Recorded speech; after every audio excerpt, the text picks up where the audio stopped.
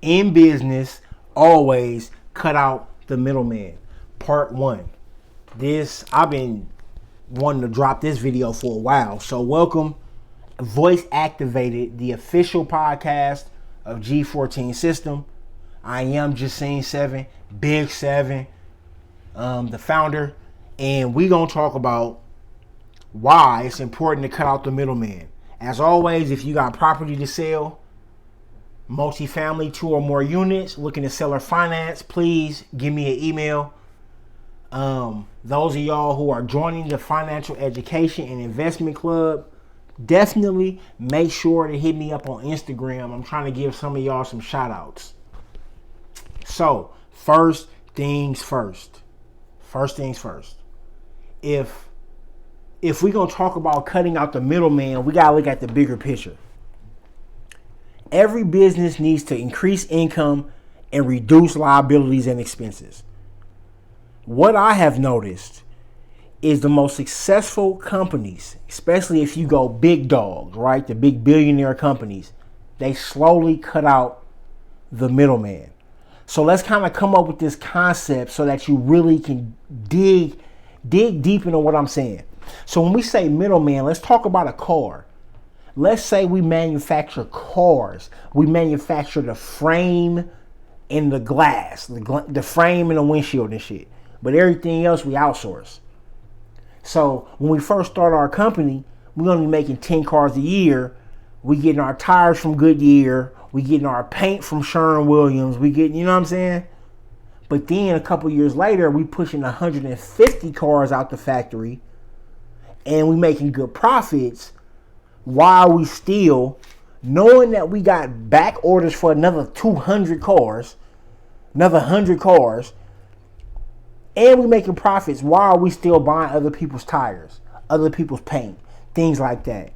Now, another quick side note to this is Andrew Carnegie. I love what he did. I want to shout out Business Casual's YouTube channel. Business Casual. It's a good channel. One of my favorite videos on their channel is the Andrew Carnegie one. Solely the part where they talk about he had a trinity of companies. He was smart enough he created a steel company. He made steel. So he had his own mines that mined and made the steel. Then he used that steel to make bridges. Because this was around the time when some war was happening and they was burning bridges down. So he said, pay me and I'll put steel bridges that won't be nowhere near as easy to burn. Boom. Now he got a mine company making steel. He used that steel to make bridges. Then he got into railroads. And he used that steel to make railroads. And he put railroad tracks over his bridges. Because one thing you're going to for sure need is a bridge. Obviously, you need a railroad track.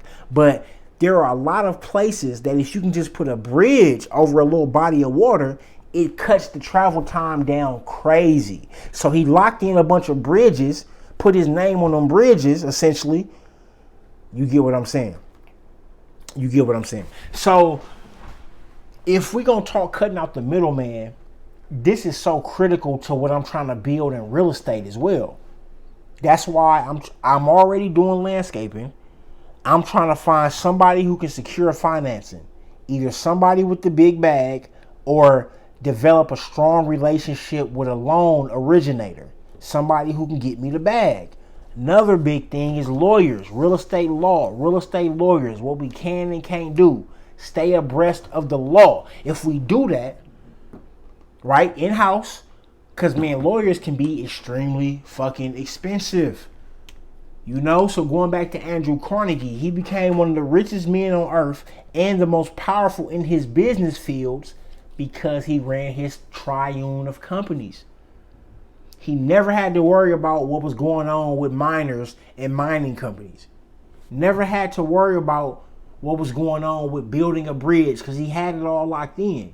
And because of that, you get great prices, you streamline and control the whole process, and then you get rapid growth. Cutting out the middleman got to be a cutting out the middleman got to be a crucial and critical, can't even talk, but crucial and critical part to what we building, what you're building, what I'm building, is cut out the middleman. So even with me now, I'm hosting my courses on a certain platform. At any given time, they could crash out, they could cancel my account, they could go underwater, they could raise their prices. Now, because I'm relying on this middleman holding all this content and running my whole company, let's say through them, what happened if one of them things happen? So the concept is owning the race horse, not the race course. I should have started with that. That term was one that I really remember well, and it stuck with me. Own the race course, not the race horse. Race horses come and go, but that race course can have 1,000,000 horses run through it. But you put all your money in that horse, he breaks his leg, you got to retire folks' ass now, you know?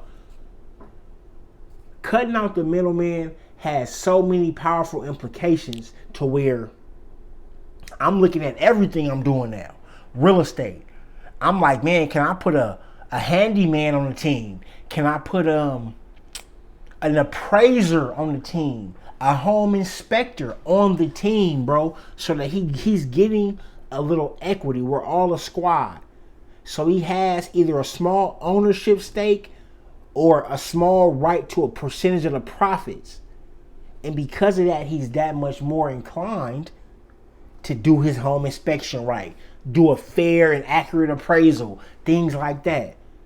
Like, I'm excited about this shit. Because again, going back to the Andrew Carnegie episode, I watched that thing so many times and it hit me. Because I think about landscape.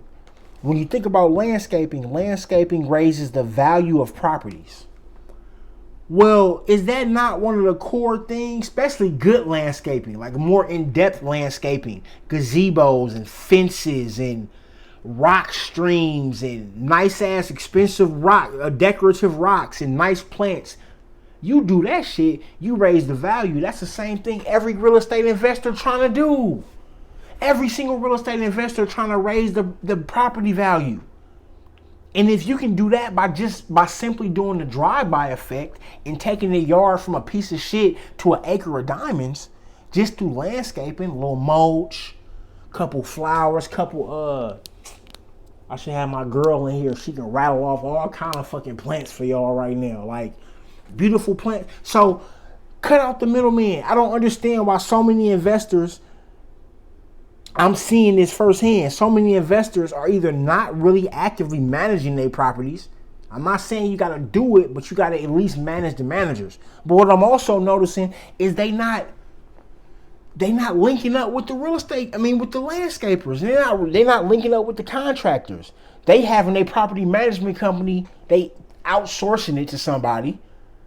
Obviously, more than likely paying retail price. But if you are an investor and you got 2 or 3 properties that's going to need to be maintained bi-weekly or monthly every month until eternity, essentially, then you need to have people on your squad.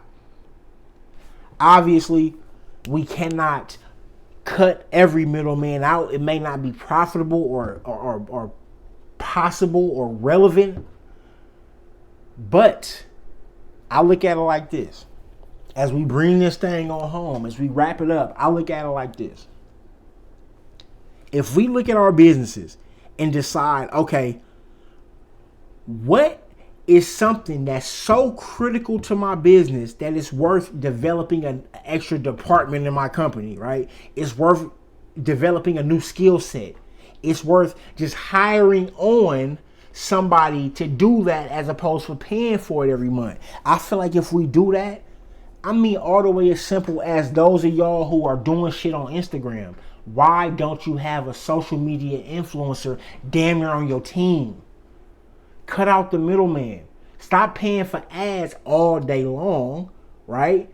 Pay for ads, because paid ads when done right is important. But since you have to go market your company, go get you a social media influencer, pay them a little bag. They probably going to generate more sales anyway. Build a relationship. So again, we can go on and on and on and on. What I'm noticing is that I made a lot of mistakes early by not cutting out the middleman. Like again, in landscaping, just going to these landscape supply companies, spending so much money with them on supplies that I'm finna need every month, month in, month out, as long as I run my company. But I'm going to go pay retail with these folks, when I could just bring my brother on, my stepbrother, my cousin on, whatever it might be, have him start a goddamn landscape supply company as a division, a DBA of the LLC, or as a separate LLC for a joint venture. Boom. So y'all know what to do. Go out there and cut out the middleman. And as always, I appreciate y'all listening. I will see y'all in a minute.